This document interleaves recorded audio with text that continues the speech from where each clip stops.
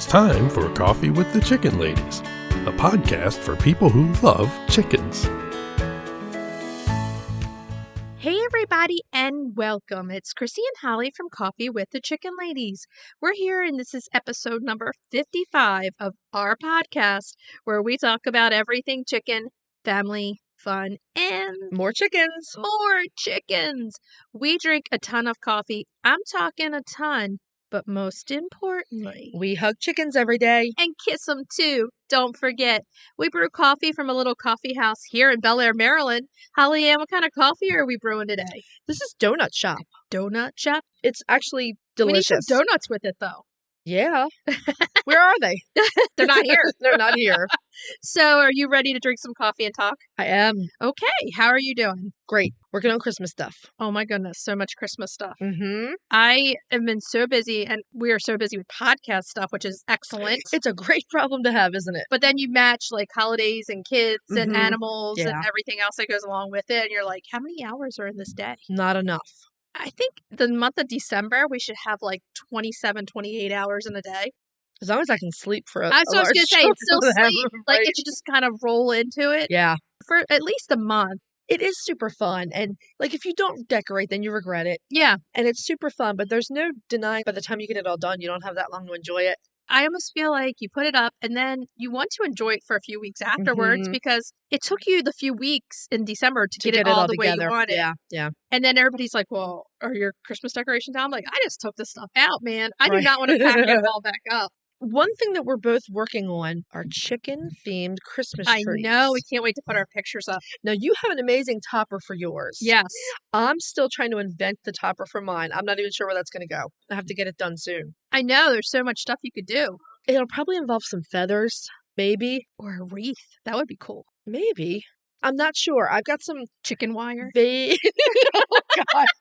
I've got some vague inspiration rolling around in my brain. We'll see. There are so many creative ideas you could do to get that the topper chicken going. wire. I can do some You got chicken wire, feathers, ribbon always. you know. ribbon, some sort of chicken tchotchke. Well, I mean, if you think about the fact that I am a ceramic artist and I'm also a wool artist, I mean, there should be some great inspiration yeah, in you there. could do a felt chicken for the top of the tree. In my spare time, I shall. In your 28th hour, that's what I think that you pretty should much, have. And yeah. then, have you been baking any? Oh, yeah. Cookies galore. We had that great episode with Christina and all the Mhm. cookie recipes. Mhm. I'm kind of back to my tried and true peanut butter, though, because that's what everyone wants. I'm very happy with the holidays. I'm just a little tired. You just want a little more time. I get it. Yeah. Hey, we should just extend them into January I'm fine with that, too. and just leave it all up through the snow of January and then take it down. Yeah, I like that idea, really. Use the month of December to put it up and enjoy it in January. Perfect. Well, you have a fun tidbit to share. Oh, yeah. So if you go back to episode 31, we talked to Lisa Pregent, the livestock manager at George Washington's Mount Vernon Estate. Yeah. And we just love Lisa. Lisa has that wonderful Narragansett turkey, Roger Williams. Yeah. Well, Roger Williams has girlfriends now. Nice. They're not on public view yet because they are still working on the poultry Yeah. enclosures. So Roger and the ladies are living back in the non-public space. But if you go to Mount Vernon, you know who's also there right now? The camel. Aladdin the camel. So you can go visit it. And George Washington did keep a camel at Mount Vernon and had it out around the holidays. That's nice. It's kinda crazy. I want to get back there because we are members there. Yeah, and and- the holiday decorations are supposed to be lovely. I so would love to do that and share them on Instagram maybe we for can everybody. fit that in after Christmas. If we could just ask everybody a big favor, if you're listening to our show and loving it, if you could head over to Apple Podcast and leave us a written review, it does amazing things for our show. It really does help us grow the podcast. If you're looking for other ways to support the show, you can head over to Patreon, patreon.com/coffee with the chicken ladies. Check out our levels of membership. You can also visit our Etsy shop where we have our long and short sleeve tees on offer. You can share the podcast on social media. You can subscribe so you never miss an episode. And the other thing you can do to help support the podcast is buy products from our sponsors. Yay! We have some exciting news to share from our sponsor, Grubbly Farms. You can get all the same great treats and feed with a fresh new look. Check out their new website. From now until the end of December, you can receive 20% off if you're a first-time buyer. We have a special discount code for our listeners, coffee20 for 20% off your first purchase. Follow the link in our show notes. This offer does not apply to subscriptions and cannot combine with any other discounts. It's a great time to try Grubbly Farms if you haven't yet. Use the code COFFEE20. Try it today. Hey, Chris. Yeah. Do you like subscription boxes? Does it have anything to do with chickens? Of course. Then yeah. Let me take a minute to tell everybody about the Chicken Luv Box. If you love goodies for your chickens and you need to go to chickenluv.com. I love the Mega Box. Tons of useful products and a chicken tea for me. You can't go wrong with the chicken t-shirts. They are so cute and so soft. In the November box, I absolutely love the blank chicken note cards and the refillable treat feeder, complete with suet treats. My favorites were those tea towels. They were so nice and thick with a nice chicken print. Hey, I'm going to use it for an oven pad. Perfect. Boxes start at $39 per month. They ship immediately after your purchase, and shipping is always free. It's such a great deal. Don't wait. Get off the nest and click already. chickenluv.com. That's chickenluv.com. Get your subscription today. Okay, so now it's about that time for the Breed Spotlight. Yeah. I'm not sure how I can follow that. We have a really, really interesting heritage breed chicken that we're doing this week. It's one that probably neither one of us could ever see in our flocks, but it's worth the talk. Not easily, but they're fascinating chickens for a lot of reasons. So this week's spotlight is the Malay. Yes. The Malay is a truly ancient breed of chicken, meaning thousands of years old. And does look like a dinosaur. It really does. They're one of the tallest breeds of chicken. They often stand higher than 2 feet. Yeah. When you think about my Ricardo was around 2 feet, those are some seriously tall chickens. Oh, yeah. They did develop in Asia, perhaps India, where the closely related Asil chickens are found, as well as Malaysia and Indonesia. And the Malay is currently listed on the Livestock Conservancy's critically endangered list. Well, they tend to have a little bit of a reputation. They do. Mm-hmm. And they have a reputation of not being kind to other chickens, or sometimes their handlers. So I think that's kind of what has gotten them. It's possible. I've read different accounts. I've seen people saying that they are pugnacious, is often the word used, or that they're aggressive. And I've had other people say, no, they're perfectly friendly and curious, and they have had no problem. Every single chicken, as in every single person, is an individual. I also think that this is a breed where you can't keep them cooped up. They really need adequate space or they start picking at each other. There's another kind of bad thing that's part of this chicken breed is they use them for fighting chickens. Yes, they're a gamey breed and they have been used for chicken fighting. And that's more bad on the people. Oh, absolutely. It's not that chickens fought it off. Yeah. In the U.S., the primary function of the Malay right now is as a show chicken. Right. I think they're fascinating birds for a lot of reasons. So the Malay arrived in the UK around 1830, and it showed up in the US about 10 to 12 years later. And according to the 19th century poultry historian, good old Edmund Dixon, many UK poultry enthusiasts saw the Malay as this pure form of poultry. And at the same time, the naturalists saw the Malay as sort of a missing link between jungle fowl and domesticated chickens. Well, they look like a jungle fowl. They do, somewhat. But the naturalists were overlooking the fact that the jungle fowl are rather bantam-sized. They are, but to me, they look like they belong. Well, it's doubtful that the Malay could have developed. They're not this missing link between the jungle fowl and ancient chickens. But interestingly enough, there is a bantam version of the Malay, which I was unaware of that. The Malay were shown at the very first British poultry exhibition in 1845. And in 1865, they were included in the Standard of Excellence, which was the first edition of the British Poultry Exhibition Standards. The first Malays admitted into the American Poultry Association Standard of Perfection were the black-breasted red, and that was in 1883. Okay. And they remained the sole recognized color all the way up until 1981, when the spangled, the black, the white, and the red pile were admitted. There are quite a few different colors. There are. And then later, even still, 1996, there was a Wheaten Malay admitted. Well, you can see where it happens. People began breeding them, this one to that one to this one, and then creating new colors. Exactly. And the longer they're around, the more colors you're going to get. Right. They are very tall. They are. And long, long necks. Right. Those are some of the outstanding features of the breed. They also have long, bright yellow legs. Right. And that slender, gamey appearance. Their beaks and feathers are short and glossy, and they're quite close to the body. Yeah. So the Malay has little to no fluff or down feathers. Just looking at the Malay, you can probably tell they're not going to be a cold, hardy kind of chicken. Not at all. There's not a lot of fluff or fat on a chicken. No, you're right. Fluff is a recognized term by the APA. To keep them warm in the winter. I can't really even see this chicken around our area. Looking at them, they need warmth. They definitely need some warmth. I would think they need protection. The thing is, we don't have a lot of reports of these as, say, someone trying to have them as a homestead chicken. They really are primarily a show chicken. Just to take to shows. Right. So the other outstanding features they have this broad skull. Yeah. And the skull kind of projects over the eyes, and it gives them what they call a beetle-browed appearance. Right. It's sort of a glowering look. They have a small strawberry comb, and they have very small wattles, as well as a lot of red skin on their face, and then they have a dewlap under their chin. Yeah.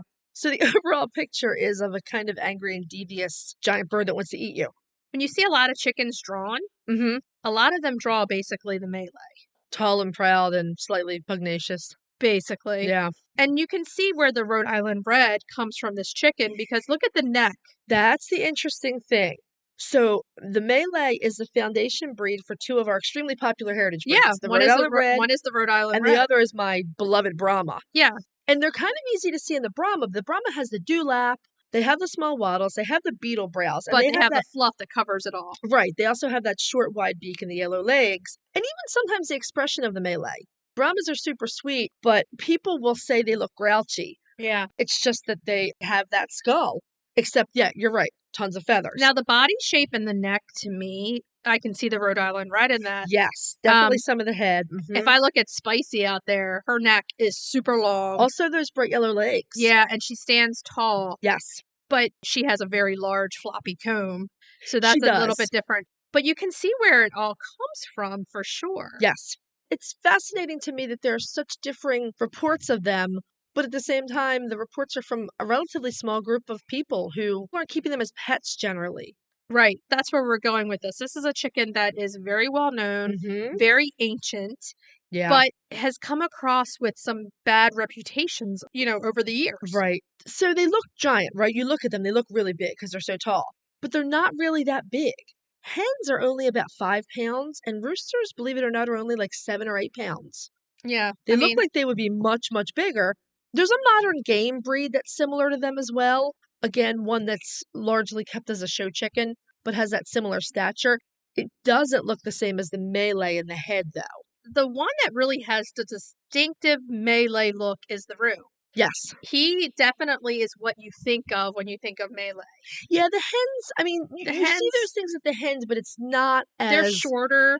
Right. They don't stand as upright. Their legs are much shorter. Right. Their legs are much shorter. And you kind of see more of the Brahma face in the hen than the Roo. Yeah, I'll go for that. I think that's true. A couple little interesting things about them. Back to the weather and the cold hardiness. I read that hatching the Malay should be timed carefully because they start to grow quickly. The chicks lose their down feathers quickly, and they often have bald patches as their adult feathers grow in. So you want to make sure they're in a warm area while they're going through their baby and adolescent molts. You don't want to have them in cold spring unless they're carefully kept in a heated area. Under a brooder light. Yeah. You and I keep that brooder going for months for our babies and the lights on them. Oh, so if you have the brooder in the house or in a garage with the light on them, you probably could, but they don't have a lot of anything besides some muscle mass and some short feathers. Exactly. So they have to be warm, that's for sure. Your Malay hen lays a medium to large brown egg. The first couple of years that she's laying, she's supposed to lay about 150 eggs, so like maybe 2 a week. That's my below average. Right. As she gets older, that even tapers off. So by 3 or 4 years of age, she may have fallen back to 30 to 50 eggs a year. We look back, they're an ornamental show They breed. were never bred for great laying right now. They will go broody, and they will successfully hatch chicks. But I heard they have trouble sitting on a lot of eggs. Yes, because they don't have a lot of surface area there. They don't have the fluff, exactly. Well, that and their chests are kind of narrow. Narrow, yeah. So they don't have a lot of space. It's weird. You would see a bantam broody probably be able to hold more eggs under her than a Malay. So I did see that in 19th century England, back when they were kind of popular show birds, I read that occasionally they were used to hatch a turkey egg. 1 turkey egg? I think so. That's probably all they can fit. 1 turkey egg, maybe 2 at the most. I mean, turkey eggs are pretty big. The other thing anecdotally we saw was that If you do let your Malay hens hatch chicks, keep the chicks away from the roos because apparently the roos can injure the chicks. I mean, they're huge, first of all. Yeah. And secondly, let's go back to this. They do have a little bit of a reputation. Well, right. Overall, the impression of the Malay is that they are an active breed and they can get quarrelsome if they're border in close quarters. They definitely need adequate space. And the roosters are known for being quite territorial. They don't like other boys Do you know what's weird around. to me with this is they're showbirds, right? Right. But they don't do well with space. And generally, when you think of showbirds, Right. you don't think of a bird that's being free range a That's lot. one of the fascinating things about them to me is that they're largely unimproved. Yeah. Not that they're static. I mean, they've developed colors and they've bred them for conformation, but they are kind of Static. yeah. I mean, I they mean, sort of are. my thing is, if you're going to have an ornamental showbird, usually to me, that's not like a bird that doesn't want to be that active. How are you keeping this bird down? This bird needs a lot of activity, a big area. Yeah. To me, this is one of those birds that I'm going to go on the record and say, I can't see it being a great I can't family see bird. it in your flock either. Well, no, not my flock, but I mean, like in general with a family, like children, Yeah. I would be very careful. I'd be careful of any rooster anyway, but yes, one this size, definitely. Yeah. Just a little interesting thing about the roosters, their crow is unique. We were listening to that on the Right. video So the it's other like day. a two-syllable crow. Instead of the cock-a-doodle-doo, it's like, this Yeah. sort of roar. It's Yeah. interesting. Look it up on YouTube. There are some videos where you can hear They them. are a chicken that reminds me of the most like a dinosaur. They're seriously dinosaur-y. Yeah. Yeah. I mean, you could kind of just see them like walking around like boom, boom, boom. I mean, Yes. Like scenes in Jurassic Park where you see the velociraptors like Yeah. quarreling amongst themselves. That's what's in my head when I Yeah. think of the Malay roos kind of going after each other. but there are people out there that are going to love to have these chickens. And I love that. If you want to give this chicken a chance. Sure. My only thing is small children around this chicken, I would just be extremely careful. Yeah, again, I would keep It's a any big rooster. chicken that could It's hurt. a big chicken. I crossed my mind, like, what would it be if you have one of these chickens as an ambassador chicken? Clearly, if it's an ambassador chicken, it has to meet all of those criteria we've covered. But could they bond with a person? Could they be I'm used sure in they this could. capacity? Yeah, Everybody's different, and I'm sure there are chickens out there that will fall asleep in your arms that are Malay. absolutely. It's just the overall reputation of this chicken. It's They- hard to get over It sometimes. is. I mean, and let's face it, they don't look like an armful of soft feathers that you want to cuddle. You know, they're big, strong-looking chickens. So where do you get the Malay? You can check the Livestock Conservancy Breeders Directory. They're critically endangered. So we need people that are willing to give this chicken a chance to give right. this chicken a chance. You can also check private breeders. And one way to do that, this would be a really good reason to join the American Poultry Association. Yeah. Because you get a yearbook when you join, Mm-hmm. and it is loaded with breeders. Yeah. So that would be a good way to track down some of the Malay if it's a breed that you are interested in. Yeah. I mean, if you like to show chickens, that would be one reason to get this chicken. If you have the space and you want to try a different type of chicken, this is the chicken to go with. They're not even really considered a dual-purpose breed. There are some There's people nothing on them. Right. Actually, even back in Victorian England, they had a reputation for not tasting good. I'm sure because they're highly active and they're gamey. They're very gamey, yeah. Yeah. So the Malay, once I do a bunch of research on a breed, they have a place in my heart generally. And I feel for them. Critically endangered. Yeah. And, they're not great layers and they're not. I feel the same way. Like, I feel bad for I feel them. bad for them. But, like, if I were going to have a Malay on my farm, I don't know how a hen would be if she were socialized You with don't other think hens. of the Malay and the hen. Isn't that weird? When I think Malay, I think of the classic Rooster Malay. Yeah. I don't think hen. I don't know why. So it's possible you could socialize a hen and she could be part of your flock. Yeah. It's also possible that if you got males, you'd have to build like a giant compound with tons and tons of space for them. So that is the misunderstood but fascinating Malay chicken. If you can help the Malay chicken, we want to see all the birds out of the critically Absolutely. endangered list. I mean, there is something fascinating about the fact that this breed is so ancient and so unique. It's lasted so long. We don't want to be the generation that ends it. They really are interesting. They're worth a look just to learn about them. Have you heard of Strong Animals Chicken Essentials? They make natural supplements for your flock. Strong Animals has used plant-based products and natural approaches to promote the health and vitality of backyard flocks. Their products contain organic essential oils, prebiotics, and other natural ingredients to support the immune system and digestive health. Give your chicks and chickens what they need to thrive with strong animals health products. Visit GetStrongAnimals.com today. It's about that time that we go across the pond and have coffee with the owner. Yeah. Yeah. Hey, Fiona, how are you doing? I'm doing really well. It's a good day today. Good. Excellent. How are Great you day. guys? Busy, We're doing well. but busy. It's a holiday crunch right now. What, I'm you like- mean you haven't done all your shopping yet? No, I've probably done most of mine. I'm never done until I hand someone the gift. She's always adding a little extra.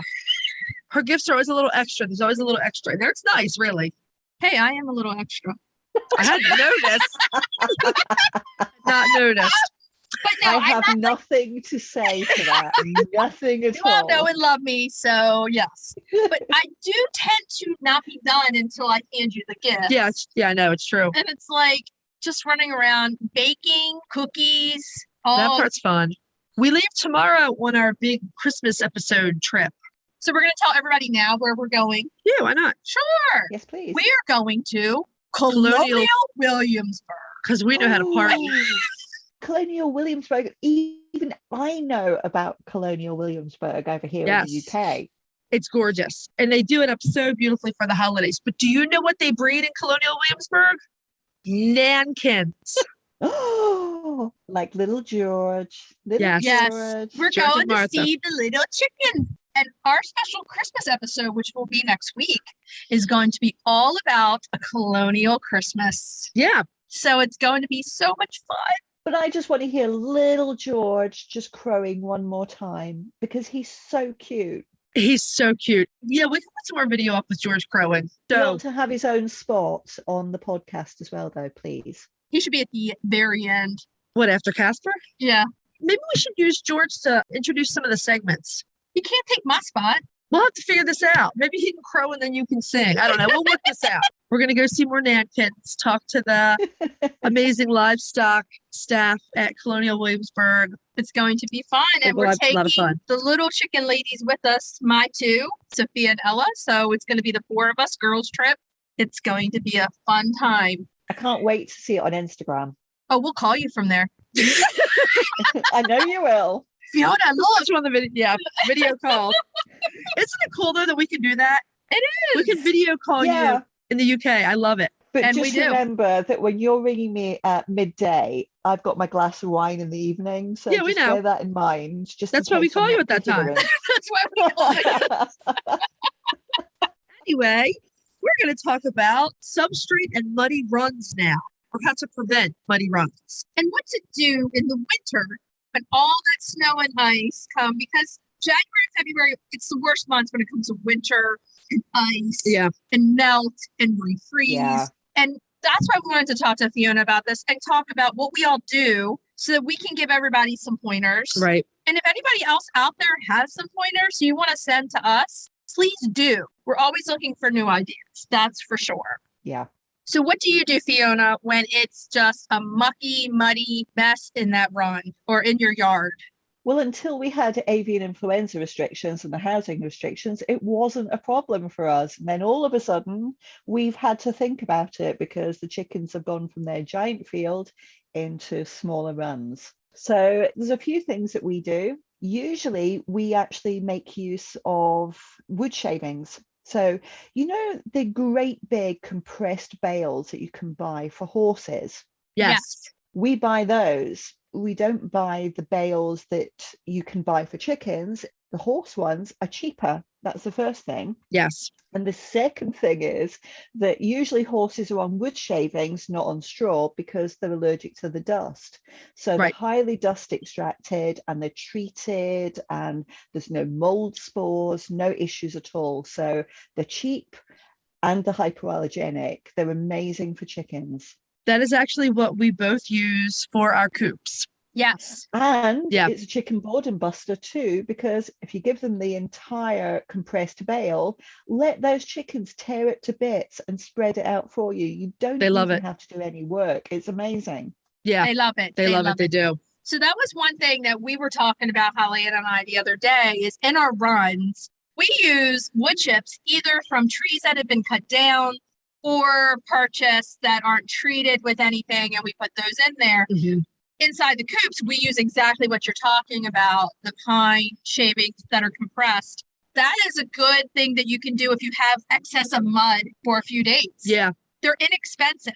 And I Yeah, love very your much so. idea of just taking the whole thing and putting it out in a run and letting them Yeah. spread it. I even do that with the wood chips, actually. I've Me put too. mounds out there and they just have the best time. So if you don't have too many mud problems in your runs here, the shavings are a really great way to go. We're actually using wood chips this year as well from trees that have been cut down, but we're only using hardwood chippings, because one of the things that when I was doing all the research on what I could use when we had the muddy runs in the first place, pine bark can hold a number of spores, which can cause some health issues for chickens. With so mold. we avoid getting any chippings or any bark that comes from softwood. Now, the softwood shavings, whole other ball game. The stuff which you can buy for the horses, it's all been treated, so all of that's gone away. But if you're buying it from a wood surgeon or your tree surgeon, always ask for hardwood if you can. That makes sense. If you just take the pine shavings and you just take the compressed bag, you open it up, you put it out there. The one thing with those, they enjoy them, they're boredom busters, they don't last as long. So they're not that costly, but you may be buying them more often if you're okay with that. Here it's like $7 for the big bag of them. So it's not that costly to do. No, not at all. With the equine ones, you can get very, very large flakes, which last a long time. You can. So That's there are amazing. multiple different sizes of shavings. You can get the fine ones, which are the ones that you would normally buy for the chickens. Right. But you can get flakes, which are roughly the size of your palm as well. That's perfect. There's one that we use in the UK, and it's actually called Equine Bed Max. And that's what we use. And it is the size of your palm. It's wonderful. I'm going to have to check that out. That's actually amazing, because I have Gertie, who is going to eat anything that she can stuff in her Oh God, her she mouth. wouldn't be able to eat these. There's no way she'd eat one of those shavings. That would be amazing for her. I mean, right now she's not out there, but if I wanted to put her out there for a little while, that would be amazing. The pine shavings, like you're saying, they're very fine. That's the problem with them. Once you put them out, they're only going to last for a few days. Yeah. They break down very easily, which is actually good. You're not going to have them laying around, but it's pretty quick. So we know that pine shavings are fine. Pine bark can house spores that can be damaging. And the one exception is cedar. So you don't want to use any form of cedar. Occasionally I'll read somewhere where someone says pine shavings are not okay for bedding, but it is not the case. Pine is fine for bedding. They're excellent. Cedar is what you want to avoid. I don't even know why it's out there as a bedding option for any animal, because it does seem to affect their respiratory, their kidneys, across the board on small animals. Mm-hmm. It's not a risk worth taking. So I think some people get drawn in because cedar does have the really good smell to it. And that's great if you're trying to keep moths away. It has some antiseptic qualities as well. People will tie that in, think it's okay, whereas it does cause these respiratory issues. Okay. Right. The one to avoid, if you can, are the garden decorative barks and the decorative things you'd buy as mulch for the garden. They're not treated at all, and they're a mix of all different types of stuff. You don't actually know what woods are in there. Exactly. So if you buy mulch, if you buy wood chips, we have a mountain of them now because we took down several hardwood trees. But if you're buying wood chips or wood mulch, you have to make sure that it is hardwood. But it's actually very hard to do if you're buying the garden mulch, because I have yet to see a garden mulch bark bag that says hardwood or softwood. They just don't say that. I mean, it may be different in the US, but in the UK, I've not seen that at all. I have found bags of hardwood. They cost a lot more. Yeah, they do. But you can find them here. Right. Yeah. The next substrate material, and this is something that neither you nor I use in our runs. I'm not sure how well it would work given the type of mud that we get here, but sand. Some people will put down sand substrate. And we were talking about that, you and I, about how it could be good just on top of snow or on top of ice. To give the chickens some grip to walk. To give them some grip. I can see that. I mean, we have sand baths for the chickens rather than chickens' dust bath, but we actually have tractor tires with sand in it. So I can see how that would work, actually, yeah. You have one that's covered and one that's uncovered. Is that right? Yes, You- they don't like the sand heated up in the height of summer, but in spring and autumn, they prefer the uncovered one. With the warm sand. Yeah, That but makes when it's sense. freezing cold and it's wet, they want the one which is covered as well. So do you ever worry about fungus or anything like that? Do you ever worry about wet sand harboring any kind of fungus or bacteria? We've never had a problem. We've had these sand baths for around a decade now, and it's Okay. never been an issue. I do take out feathers and feces. Mhm. Chickens do what they do, and they do what they do where they bathe too. So, Right. Yes. I do Oh, yeah. clear it out, and I do regularly put new sand in on top and top it up. But I also put a sprinkling of diatomaceous earth in as well and mix it in. Okay. It's obviously going to go after any organisms, and in Yeah. 10 years it's worked. That's perfect. Yeah. You're going to get lots of people writing in and saying, no, Floof Lady, you're wrong. Fiona, you don't know what you're talking about. Well, but you have 10 years of experience and the proof is there. Yeah. So Fruits of yeah, the pudding, baby. that's right. Let's change tracks a little bit of something that we want to warn against. And we've done this multiple times. Yeah. And it's because we have the experience, a bad experience with it, both of us, and that is straw. And it seems to be something that Yes. everyone goes to, including us last winter, Right. when the run is mucky and it's a mess and you want to give your chickens someplace warmer to step. And it worked really well for that. It It worked did. fantastically for that. With melting ice and snow. It really did. It gave them a warm place to stand and it helped keep them up out of the muck. No, I disagree because I put this in a video about coping with muddy runs, and I Okay. agree it worked for a period of time, and then it just soaks up all that moisture from the mud. Yeah. It does. And it becomes so much colder, really claggy and horrible. And it lasted probably about 10% of the time that everything else I put in lasted. So the Oh, wood okay. shavings last so much longer. Mhm. So I stopped using the straw. Okay. So we have our number one concern is that you could have a chicken that's going to eat the straw. And we know what happens. It takes straw like 1,000 years to break down completely. Yeah. And when they eat too much, it goes in that crop. They can't pass it and they can get very easily a crop infection. We have the experience with these things. The second thing is it can hold some moisture and grow mold. And Yes. if they eat it, that's also an issue. Right. Mold as well as a crop blockage. Exactly. Yeah, it's awful stuff. And I've actually seen a few people use hay as well. Now, hay is even worse because that's so attractive to chickens to eat. Yes. Because as we know, hay is just dried grass. Yes. And that wraps around food in the crop. And if you want an impacted crop, that's the guaranteed way to get it. Yeah. And that's why we're trying to put some other options out there for people to try before they try the straw.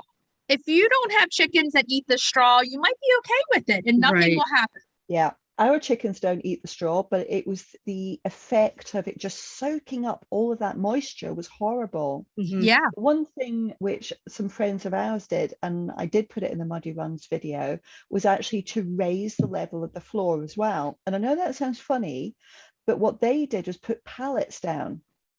Okay. That's a you great can get idea. pallets secondhand so cheaply. Yes. And I know they've got gaps between the slats, but you can put pieces of plywood over the top, even pieces of astroturf.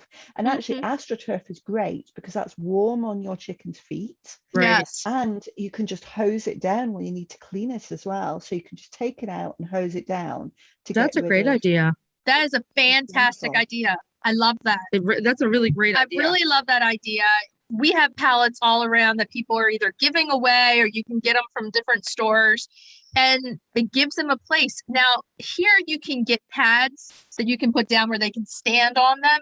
Have Are you talking seen about like those rubber stall mats? that heat up? You could put that on top of a pallet and give them. Actually, a pallet with rubber stall mats would be amazing. The only downside of that is that their stall mats are freaking heavy. Like Yeah. they weigh a ton. So it'd be hard to wash and clean. But I've also Yeah. seen the perch that heats up I'd be standing on it. It'd be great. I would be too. I'd be sitting on that thing. I think I ended up paying like $60 for this perch that I plugged in and put out so that if somebody wanted to warm their feet up, they would just sit on the perch. Well, I'll tell you, They didn't use it. apropos of nothing, I have cozy coop heaters in with the nankins. They're all on low, and they're just so the nankins can go warm up if they need to.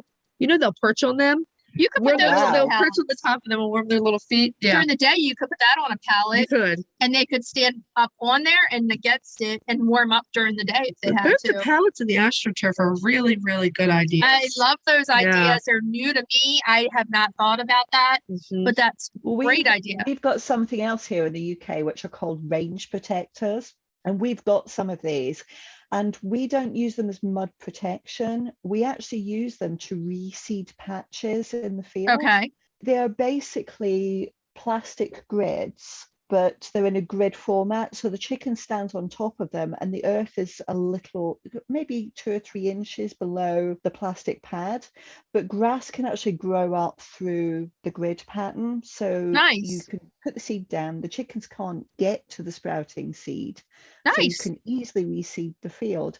But when you've got a muddy area in your run, that's actually what the range protectors were designed to be used for. We just decided to use them for something completely different. Okay. Now, could you use that when it's 32 degrees outside? We've actually been using them this year to go underneath our drinkers. And the chickens have gone to the drinkers which have the pads in preference to the drinkers which are not on the pads, because it's warmer on their feet. They much prefer them. So I've started putting shelters on top of them, because underneath the shelters, the grass would disappear anyway, because it's dark in the shelters. So it was always just bare earth. And I've started putting the pads underneath the shelters. And I, honest to goodness, you've never seen so many chickens trying to get into the shelters that got these pads compared to the ones which are on bare earth. Oh, wow. It's another great idea. When you say they're a grid, about how big are the openings? Well, there's 2 different formats. You can either have them rectangular grids, and the rectangular ones are about 1 centimetre one way by 2 centimetres the other way, and that's the opening. So definitely small enough the chicken feet can't slip in there. Absolutely. They're actually designed for that purpose, to keep chickens off muddy, wet areas. Okay. And there is another version which was designed, I don't know why, but I think it was for dogs. And those have got circular holes. There's a lot more plastic and smaller holes. And those are the ones I'm actually using in the shelters, because there's a lot more plastic that the chickens sit on. And I don't need grass to grow through those holes. Great ideas. I'm not using it for reseeding. They're not cheap. They do cost a little bit of money. However, I think they're amazing. We have found so many uses for the ones that we've bought over the years. It's been brilliant. They sound fantastic. Yeah. I think Holly's looking them up right now, actually. You said they're called range protectors? They're called range protectors. They're certainly available in the UK.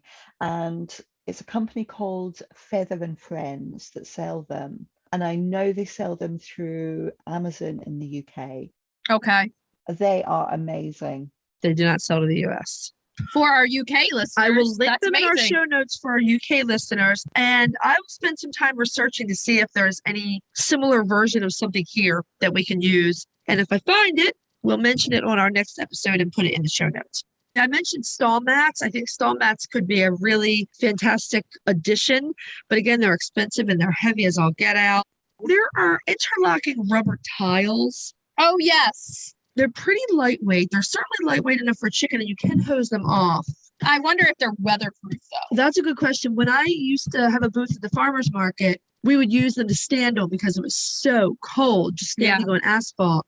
There are a number of garden companies now sell them actually for your garden as walkways, where you interlock them to create little walkways. And they're quite good too.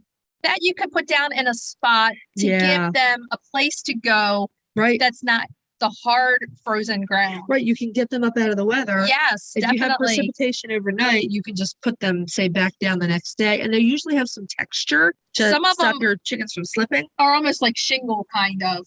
Do you know what I'm talking about? The ones I'm talking about are not that texture. Yeah. Shingle's really rough. I will find a source for the rubber tiles here in the U.S. and link that as well because I think they could be really helpful.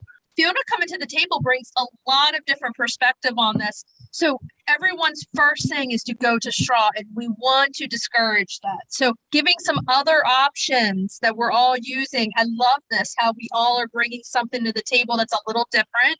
And it might work for somebody, and then another thing might work for somebody else, just to keep them more comfortable during January, February, and beginning of March. Right. You know? Well, you could go to the other extreme and actually have movable coops and movable runs as well. You could. You know, there's these wonderful lightweight runs now made of aluminium. You can just pick up and move to a new location when one area gets too muddy. That's true. Movability could be huge for people. Yeah. The other thing that we did not talk about is if you cover part of your run, you're going to stop rain and snow and everything from at least going down on that one side. That would be great to cover part of it and then put a pallet under that covered area for them to jump up. Actually, yeah. I mean, we just put up a standalone omelet run for our Nankin boys. And I know that a lot of the omelet runs, you can get the covers that go over top. Yeah. That do keep a lot of the weather out. For the winter. I mean, for the summer, the spring, and the fall, you want the sun to come through and you want shade. You're not worrying about the weight of ice or snow in the summer that you would be in the winter. That's why I don't throw something up there. In worst case scenario, say you knew 2 days before you're going to get a major snowfall, take a tarp and throw it over top. Right. The only problem you have is you have to get that snow off the top. The other thing that we mention all the time in winterizing, which also helps, are the tarps around the sides of your enclosures. Oh, yeah. It's a wind block and it does keep it a little warmer in there. It's not going to block once the snow gets in there and melts and then becomes ice and then you have refreeze and all this other stuff. But it can kind of help your run stay a little bit more enclosed for the winter. I have a friend who they range their chickens in their fenced yard a lot, but their run itself has smooth pebbles in it. I know it's pricey because those smooth pebbles aren't expensive. Do they have any problems with anybody eating those? No, they're like the size of a marble. Okay. I actually was looking at someone on Instagram tonight who had exactly the same arrangement. Okay. She was showing off the avian influenza housing restrictions that she put in place. But she's a professional breeder and all of her pens are on round pebbles. Don't get me wrong, it looks phenomenal. It does look really nice. I wish I could do that. But it must cost a fortune. And the reason they use the round pebbles are because it's gentle on feet. Yeah. It makes drainage better. If you get a buildup of chicken poop in your run, you just hose it off. My question, though, is how do you do that in the winter when it's so cold? Michelle, if you're listening, tell us what you do with your pebbles in the wintertime. Yes. They also have, on that section of their run, they have tin roofing.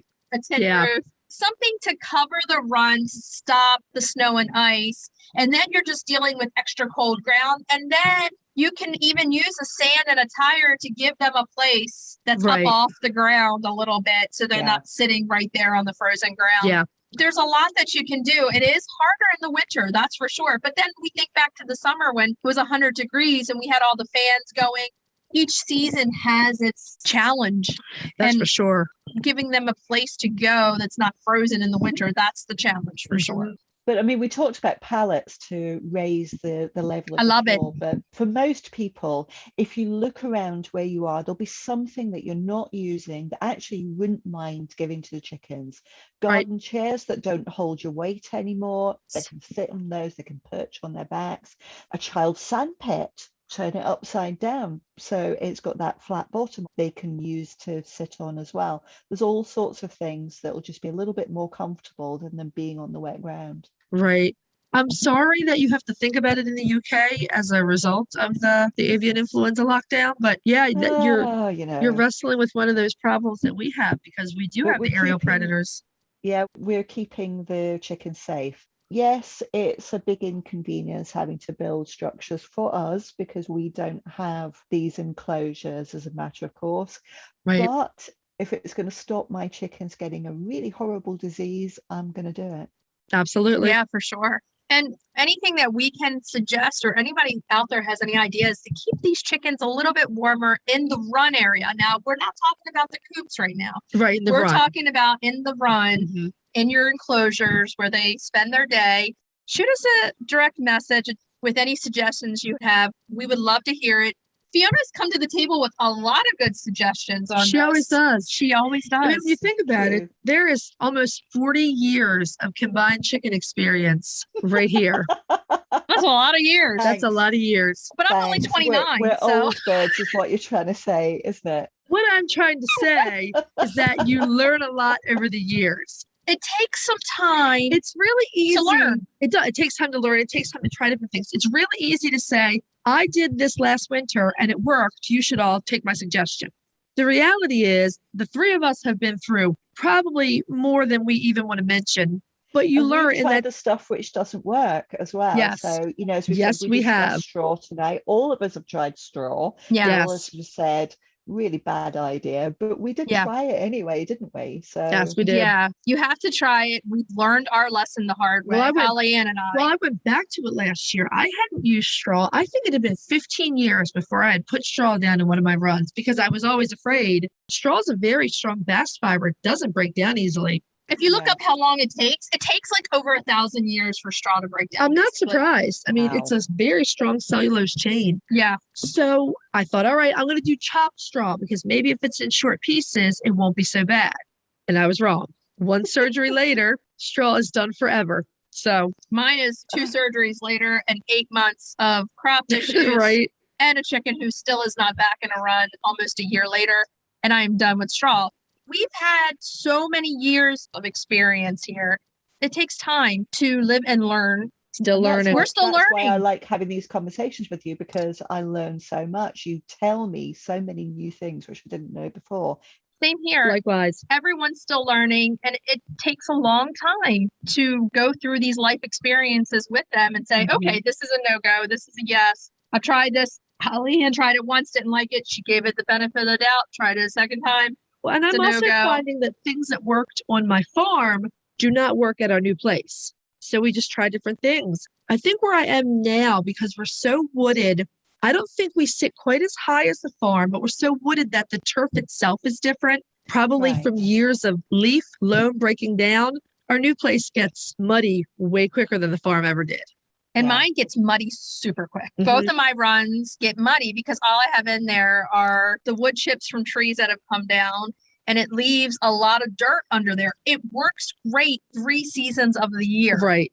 So to find something to kind of patchwork it through the winter to give them is a good thing. So you know what, Fiona, I'm going to try those pallets this winter, which I have not tried before. I like that idea too. I really like that idea. You could even put a heated water bowl up on there. It would keep it warmer off the ground too. I love that idea that you brought to us, and it's a good one. Really good. Some combination. I love the range protectors, but I feel like some combination of pallets and rubber tiles or pallets and AstroTurf, something like that, probably because. But with the AstroTurf, it has to be the short. The short, AstroTurf, yes. Because obviously, longer lengths of AstroTurf, the chickens might try and eat the longer lengths as well. And all of these things, that's what we're trying to prevent.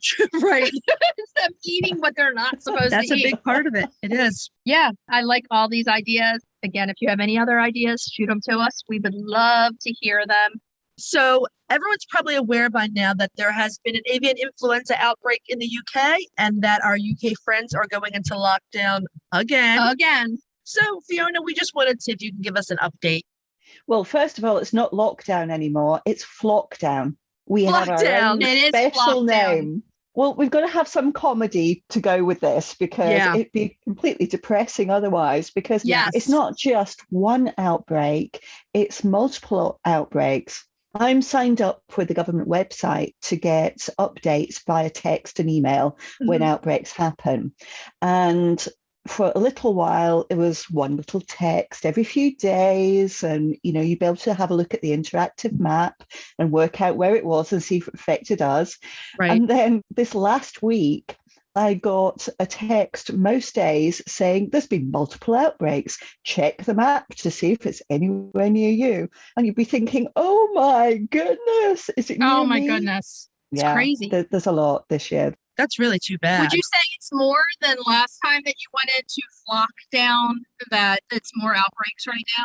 It does certainly feel that there's more outbreaks this year in a much more concentrated time span. It's the lockdown restrictions have come into place much faster than last year. I think they're about 2.5 weeks earlier than the same time last year. So for some of us, it's not a shock, but I think for first-time chicken keepers, it's a rude awakening. It is a big difference to the way we normally keep our chickens. You got ready this weekend. Why don't we tell everybody what you did to get ready? Well, a few weeks ago, they brought in some increased biosecurity measures, but we could still free range our birds. So there were things like we had to have foot washes at the entrances and exits to our chicken areas. We had to make sure that anybody visiting the site, we kept a record of who they are. And if they had any contact with the poultry, we had to make sure that they washed their boots and we sprayed the tires to their cars.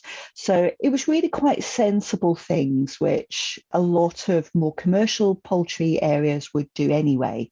But for the backyard chicken keeper, we probably wouldn't have thought about that on a regular basis. Because we sell chickens, it is something we do as a matter of course anyway. Right. But now, this week, as of the 29th of November, we have to keep all of our chickens either indoors or in fully netted areas. It is a legal requirement that we could be inspected at any time. And because we're registered, we've got a high chance that we may be inspected. But we've had to build a very, very large enclosure. Because we free range, we don't have runs for our chickens as a matter of course. We don't have the aerial predators that you've got in the US. Right. So we don't need to keep them as a matter of course in roofed structures. Mm-hmm. So we have actually built a 21 metre by 3 metre polytunnel frame and covered it with bird netting. The good news is because avian influenza comes to the fore in winter, we're down to our winter stocking levels, which is just a core breeding flock plus 6 chickens we keep for egg laying. That's it. That's all we've got. So we've only got 16 chickens at the moment. Okay. Wow. They're in this 21 metre by 3 metre structure. So actually it's massive. And they've got loads of things in there to keep them happy and stop them being bored. Right. And if you want to see it, Fiona did put it up on Instagram where she has a video on the Floof Lady showing the enclosure that you built. And it's really amazing. It looks nice. And if you want to see the build, it's on YouTube too.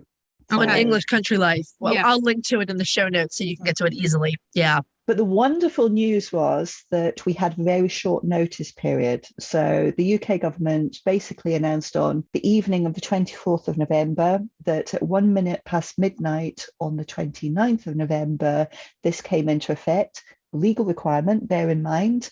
And we had Storm Arwen hitting the UK shores at the same time. Wow. So we had snow, we had sub-zero temperatures, we had high winds, and we were trying to build this structure.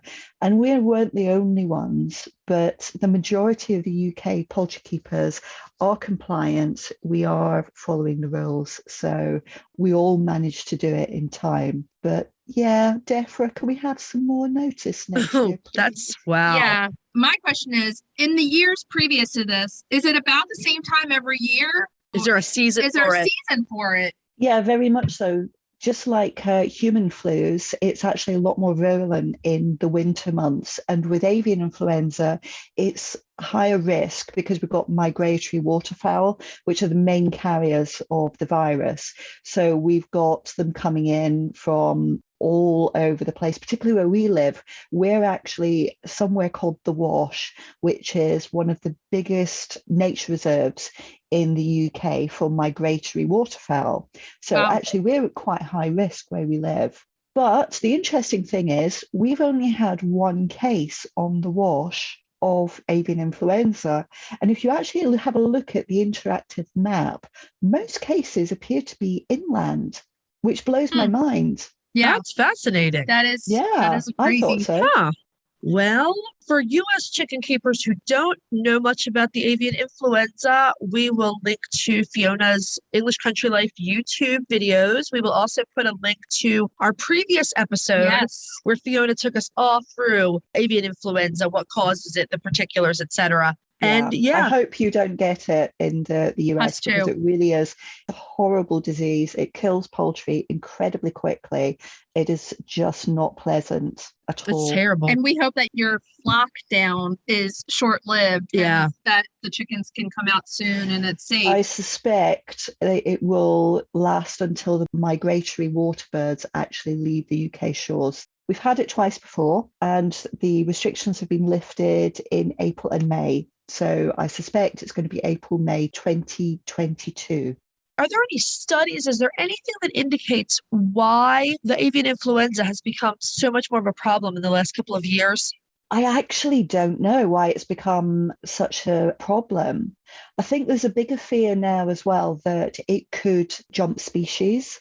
But Sure. my understanding of it, having done some reading on it, is there is a greater risk of it actually going from poultry through to pigs to humans rather than poultry to humans. Okay. But I mean, can you imagine what would happen if the UK government did nothing and then it did jump species? I mean, that would just be worst possible case scenario. Oh, yeah. It's For sure. mind-boggling. And it's really something we never would have conceived of until the COVID outbreak. Yeah. They're different. But I think COVID gave everyone a taste of what a true health emergency can look like. I think it's brought it more to the fore, but back in 2017, when we had the first lockdown, we had 2 years with nothing, but 2017, we had the first one. And then 2018, 2019, we were okay. There was a lot of fear at that time. There'd been a lot of talk about swine flu, and then avian influenza came in. And I think there was a fear in the UK at that point of it jumping species. But the reality is, even if it doesn't jump species, what it does to our poultry, to our ducks, our geese, and our chickens, it's horrible. It's not a good way for our lovely little chickens to go. If anyone in the UK is concerned, if they go to the DEFRA website, which is the Department for the Environment, Food and Agriculture, they can actually get links to photographs of chickens that are infected so they can know how to identify it should they suspect it in their flock, because it's really important, you know, because once one of your birds has it, it will go through your flock incredibly fast. And it's 24 to 48 hours potentially before you lose the lot. It's awful. That's just heartbreaking. Our thoughts are with all of you, all of that. Yeah, we're praying for all of our UK friends and their poultry. Stay safe. Take the precautions. Don't take them too lightly. Do what you need to do. Cover the waters, cover the food, cover the birds so that they can be safe. I want to say thank you to Fiona again this month for coming and having some coffee with us at the table. We will have Fiona back again next month for a topic to be disclosed later. Yes. Merry Christmas. Merry Christmas. We'll talk to you later. Bye. Bye. Thank you, Fiona. As always, you can see Fiona's videos on her YouTube channel, English Country Life, and I will have them linked in the show notes. Yes. Now we're going to move on to cracking the eggs. Cracking those eggs. Our recipe this week is... We're saying holiday. We are totally saying holiday. We're mid-December here. And you and I have made the decision, because we love it so much, that every year we're going to have a different bread pudding recipe. I love bread pudding. I don't know about anybody else. It's delicious. But I love it. So last year we did classic bread pudding with whiskey sauce. Yeah. Delicious. This year our variation is pecan brown sugar bread pudding with eggnog sauce. And it is so good. So we're kind of gearing it more towards the holidays here. Right. And it's not that far removed from a classic bread pudding recipe. So it's the custard, it's your eggs, it's your milk, it's your butter, dark brown sugar for that nice taste, cinnamon, nutmeg, your bread, and you're going to use a cup of chopped pecans. Right. The pecans and brown sugar have a delicious taste. Sometimes I go extra pecans. I do too. I don't always measure. I just don't measure. Yeah. I like Fling eyeball 'em the in there. pecans in there. If you really want to concentrate the pecan taste, you can Toast 'em. toast them a little bit in your oven. And so the eggnog sauce is easy and it's kind of a cheat. We just use regular old commercial eggnog, that you buy in a carton. And you can make your own eggnog if you want to for this recipe. You can. Kate Richards over at Drinking with Chickens, actually, we've made her eggnog before. It's delicious. Here's my take on that. My take is that if I'm making homemade eggnog, drinking I'm it. drinking it. Yeah, I agree with you, but you can go either way. You can, absolutely. So we just purchased eggnog, and I found a dairy-free version in our local Giant, actually. And so you're going to add a little bit of butter. Again, I use dairy-free butter. Some more of your brown sugar, some powdered sugar, spices if you want. And usually it's just like cinnamon, nutmeg, all that stuff. You're essentially going to heat all that together. You're going to bring it to a boil, and you're good to go. And you pour it over. I maybe added a little rum to it, though. And it was delicious. Yeah. So if you want to spike it, you can. Yeah. This was one of those ones that smells absolutely amazing while it's baking. When I think of bread pudding, I think of holidays. Yeah. Because I always have it around Christmas time, and believe it or not, I always have it at Easter. Because I never thought of that. Easter is the one holiday that Joe says, let's go out for brunch instead of cooking. Because generally we have every holiday at our home. Yeah. And we host. We cook for everything. So Easter is my break holiday. That's nice. Where we get to go have brunch. Very nice. And they serve bread pudding there. Okay. So it's the best bread pudding. It's so good.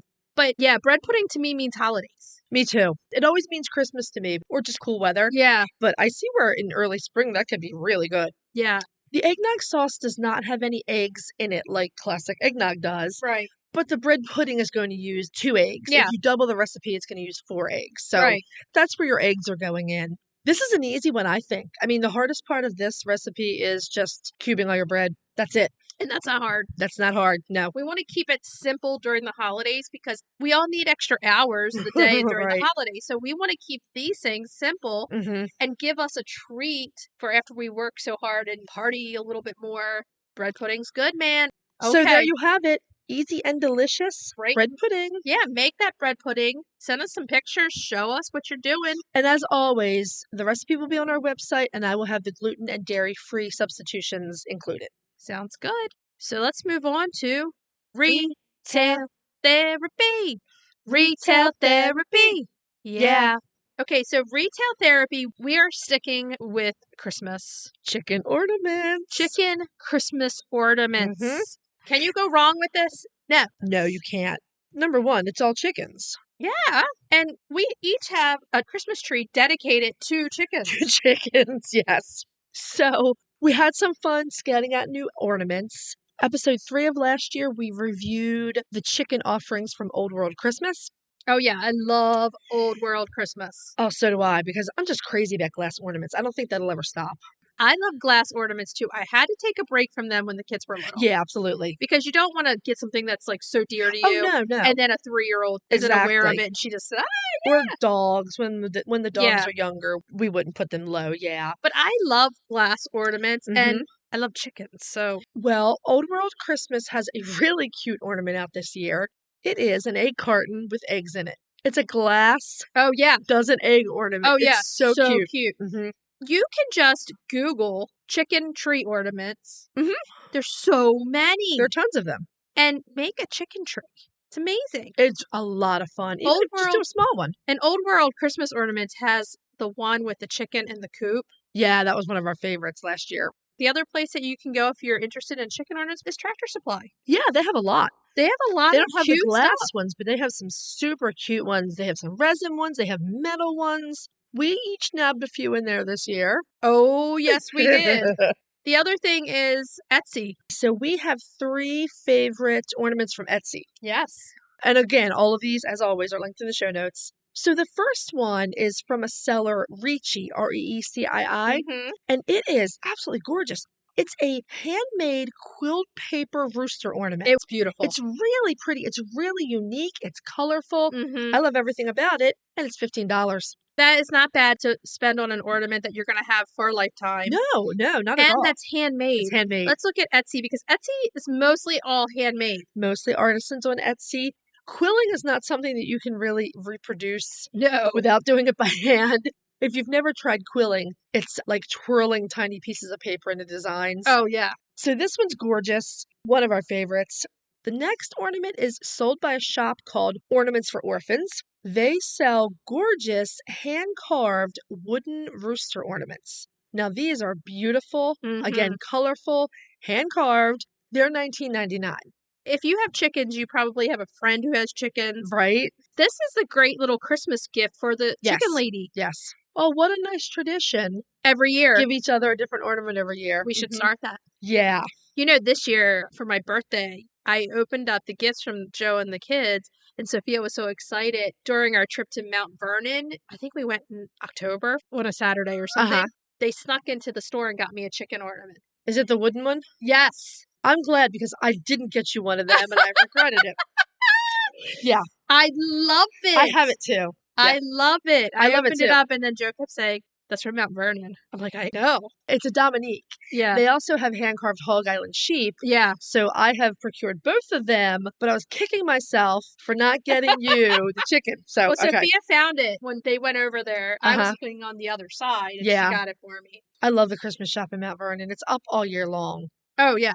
So Etsy has loads of handmade chicken ornaments. Here's the problem with Etsy. For the past month, as we prepared for this episode, I've made lists of ornaments and then they've sold out. We have been looking at ornaments on there forever and then they sell out. Over and over and over. And I'll go back and check them and they'll be sold out. There were gorgeous handmade felt ornaments. There were cloth that were embroidered. Just so pretty. This one I'm finding everywhere is the chicken with the lights wrapped around it with the Santa hat. I think that's made of resin. Some of them were made of wood. Okay. But they are cute. They are. They have little Santa hats on. They're so cute. They're really cute. We have one more Etsy ornament. Yes. It is Miss Amanda's Creations. I love these. Mm-hmm. These are felt hens and roosters. Right. They are embroidered with flowers, brightly colored thread. They're so beautiful and really reasonable. The small size is $7. The large size is $8. You can't beat it. You can't beat it. And let's not let this go. You can even go on Amazon and get some. Absolutely, yeah. Old World Christmas, if you don't want to go to their website, you can go, if say you want to get Prime delivery from Amazon. They have a whole shop on Amazon. They do. Mm-hmm. So these are easy to get, and they're great gifts, and they're a great Christmas gift to yourself. I may have gotten a couple new ornaments this year. It might have happened. Yeah, you can't go wrong with it. No, it's fun. And some of them are pricey, sure, but there are others that are not a big financial commitment. And, you know, like we were saying, you could just add one or two to your tree every year. Here's the thing. These ornaments, a lot of them you could leave out. Yes, they're beautiful. They're beautiful. Mm-hmm. They're chickens. Right. And you could kind of leave out or put into a hutch or a curio and just kind of have them there as little standalones, especially the glass ones. Some people do Easter trees, and a lot of the chickens are very appropriate for that. That would be so cute with eggs and chickens in the springtime. Yep. Or chicks. I may have gotten a chick ornament at Tractor Supply. I may have seen that, and that may be really cute. It was so cute. Yeah, it is. It's one of those feel-good things that they make you happy to look at. Yeah. That's why I'm all about leaving the tree up a little longer. Sometimes it's those little things. Just, you know, you sit down, you look at your tree, your lights, you sip some eggnog and eat some bread pudding. You're good to go. Yeah. If you have some really cool Christmas ornaments, send us pictures. Tag us on Instagram. Yeah. We'll give you a story. Absolutely. We would love to see them. Would love to see them. So, should we tell everybody what we're going to be talking about next week? Well, we hinted about this with Fiona. Yeah. Next week is our Christmas episode. The Christmas time is here again. We are spotlighting a super special breed of chicken next week. Yes, we are. And it is the Nankin. It's super special to Holly. Super special. Oh, admit it. You love them too. We are talking all things colonial Christmas. Yes. We are visiting Colonial Williamsburg and a couple of other local historical sites. We will be talking about chickens at Christmas time in colonial America. Yes. Our recipe is, we're reinventing a recipe that you would have found in colonial America. Oh, yes, we are. It is known as a fool. Mm-hmm. And we have adapted the classic fool recipe, and we're making clementine fools. Yeah. So good. Yeah. Our retail therapy is Christmas shopping at the gift shops in Colonial Williamsburg. You can't go wrong with We're going to tell you Williamsburg. all the chicken stuff we find there.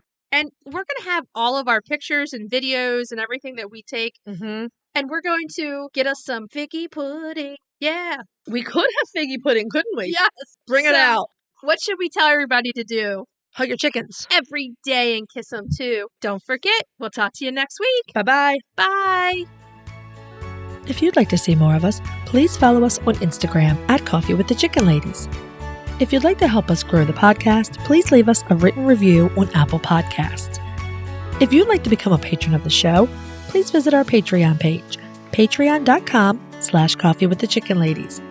Thanks for listening.